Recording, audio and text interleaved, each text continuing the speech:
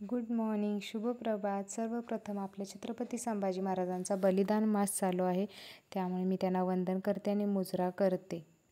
आज मी तुमच्यासोबत शेअर करणार आहे आरवचं डेली रुटीन. आरवला स्कूलला सुट्टी आहे आणि तो उठला आहे 7 वाजता आणि तो न चुकता भूमीदेवीची प्रार्थना करतो, श्लोक म्हणतो, तिला वंदन करतो आणि तो शिवप्रेमी असल्यामुळे तो न चुकता राजमाता जिजाबाई, छत्रपती शिवाजी महाराज, संभाजी महाराज तसेच अनेक मावळे यांना तो मुजरा करतो. तसेच न चुकता तो शिवगर्जना मनातल्या मनात म्हणतो, कधीकधी मोठ्यानेही म्हणतो. त्यानंतर तो ब्रश न करता पायावर बसून 1 ग्लास पाणी पितो. उन्हाळ्यामध्ये थंड पाणी आणि थंडीमध्ये कोमट पाणी पितो. त्यानंतर तो फ्रेश होतो. त्यामध्ये शी करणे, ब्रश करणे, आंघोळ करणे हे सगळं होऊन जातं त्याचं. फ्रेश झाल्यानंतर 8 ते 10 या वेळेत त्याचं वाचन, दूध, नाश्ता, झाडांना पाणी घालणे, पक्ष्यांना पाणी देणे, उन्हात खेळणे, घरकामात थोडी मदत करणे हे त्याच्या आवडीचे सगळे विषय होतात. लहानपणापासूनच वाचनाची आवड निर्माण केल्यामुळे त्याला वाचायला खूप आवडते. वेगवेगळे श्लोक, वेगवेगळ्या प्रार्थना खूप छान प्रकारे म्हणतो तो. त्यानंतर घरात बनवलेली प्रोटीन पावडर दुधामध्ये 1 चमचा घालून मिक्स करून त्याला प्यायला दिला आहे. त्यामध्ये मी साखरेचा अजिबात उपयोग केलेला नाही आहे. तुम्हाला जर हवे असेल तर मला कमेंटमध्ये सांगा, मी तुम्हाला रेसिपी शेअर करेन. दूध पिऊन झाल्यानंतर त्याचं आवडीचं काम म्हणजे पक्ष्यांना पाणी देणे, कारण आता उन्हाळा खूप चालू झाला आहे आणि आमच्या टेरेसवर खूप पक्षी येतात. मी खरं तर पाण्यासाठी प्लेटा ठेवल्या होत्या, पण आरवचं म्हणणं आहे की त्यांना माठातलं पाणी द्यायचं पक्ष्यांना, म्हणून त्याने छोटी छोटी सुगडी ठेवली आहेत. त्यात तो पाणी भरून ठेवतो. ते रोज संपतं आणि ते पाणी संपल्यावर ह्याला खूप आनंद होतो की पक्ष्यांनी पाणी पिलं म्हणून. तसेच त्याला झाडालाही पाणी घालायला खूप आवडतं. या गोष्टी जबरदस्तीने सांगितल्या तर मुलं कधीच करणार नाहीत, पण तीच गोष्ट तुम्ही जर प्रेमाने सांगितलीत तर ती पटकन करून टाकतील. तसेच त्यामागील त्याचे महत्त्व गोष्टी रूपात जर तुम्ही सांगितलं त्यांच्या भाषेत तर ते लगेच ऐकतील. आरवला मी लहानपणी खूप वेळ दिला आहे, खूप प्रेम दिले, त्यामुळे आमच्या दोघांच्यात इतकं बॉन्डिंग आहे जे प्रत्येक आई आणि मुलाचं असतं असं आहे. त्यामुळे त्याला अभ्यासाची म्हणा किंवा देवाची प्रार्थना करण्यात कोणतीही जबरदस्ती करावी लागत नाही. तो सगळा आवडीने करतो. मोबाईलचे उपयोग, दुरुपयोग हे मी त्याला खूप छान पद्धतीने समजून सांगितले. तो मोबाईलसाठी कधीच हट्ट करत नाही.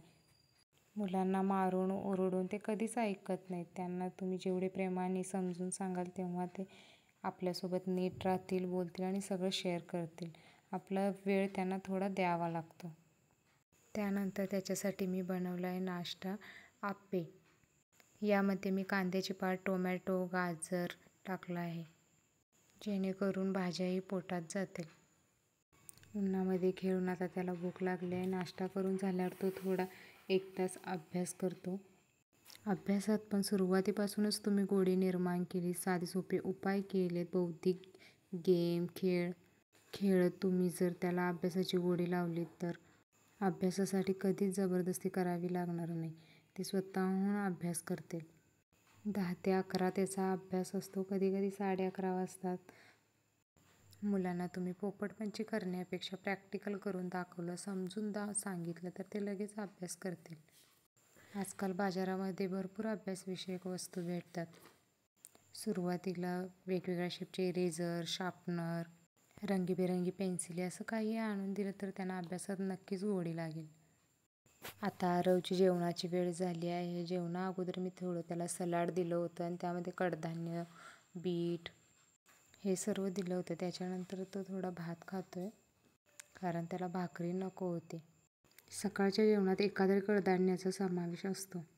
कधीतरी त्याला कडधान्यांचं थालीपीठ पण करून देते. लहान असताना जेवताना त्याला गोष्टी सांगायला लागायच्या, पण आता त्याला गोष्ट पण लागत नाही आणि इतरांसारखं मोबाईल पण मागत नाही. तो जेवून झाल्यानंतर तो बसला आहे आता अभ्यासला. अभ्यास म्हणजे मॅजिक बुक आहे, त्याला खूप आवडतात. त्यामुळे तो त्याच्या टेबलची खूप रिव्हिजन झाली आहे.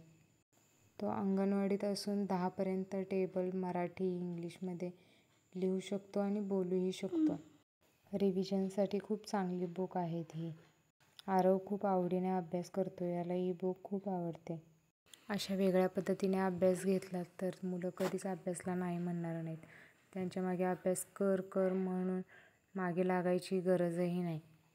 मुलांसाठी जे चांगलं आहे ते ज्यात रमतील अशा गोष्टी त्यांना आणून द्या. आरवची आता खेळायची वेळ झाली आहे, त्यामुळे तो आता खेळायची सुरुवात करतो आहे.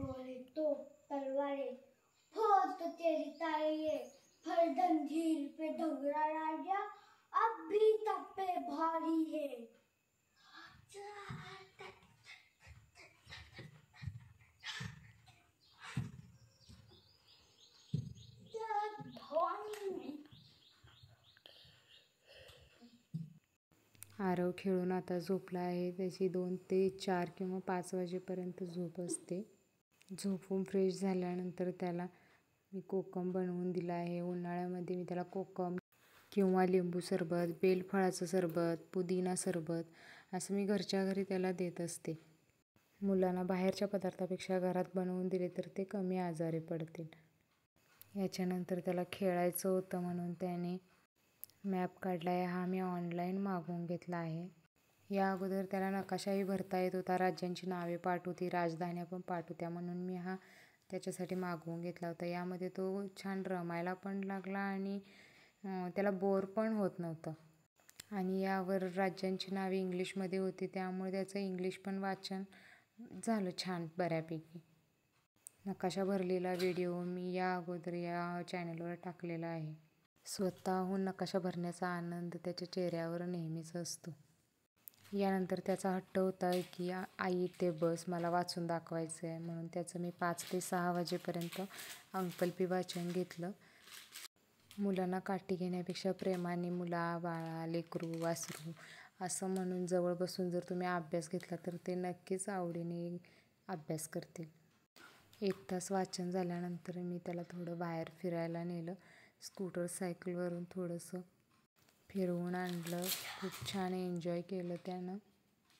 फिरून झाल्यानंतर तो फ्रेश होऊन 7 वाजता शुभंकरोती म्हणायला बसतो. 7 ते 7:30पर्यंत शुभंकरोती, अजून थोडे श्लोक त्याचं म्हणून होतं. त्याचे छोटे छोटे श्लोक मी यूट्यूबवर टाकले आहेत. आता वेळ झाली आहे त्याची जेवणाची.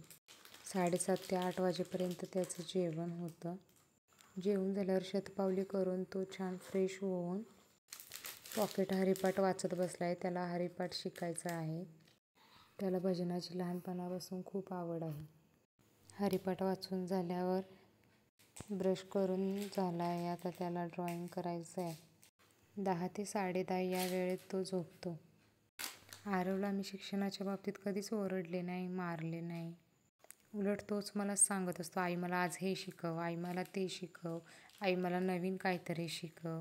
असंच तुम्हाला तुमच्या मुलांच्या बाबतीत व्हायचं असं वाटत असेल तर त्यांना लहानपणापासून गोडी लावा. मोठेपणी नाही, लहानपणापासून जर गोड लावली तर मोठेपणी त्यांना आवड निर्माण होईल. आरवची मार्चच्या अगोदर 10 ते 2 दिवसात शाळा होती आणि मार्चनंतर 7 ते 11 सकाळी अशी त्याची टायमिंग शाळेची आहे. मी आरवची आई आहे आणि आईपणाचा एक अनुभव तुमच्यापर्यंत शेअर केला आहे. तुम्हाला व्हिडिओ कसा वाटला नक्की सांगा. लाईक करा, शेअर करा आणि सबस्क्राईब करा. बाय. Good night.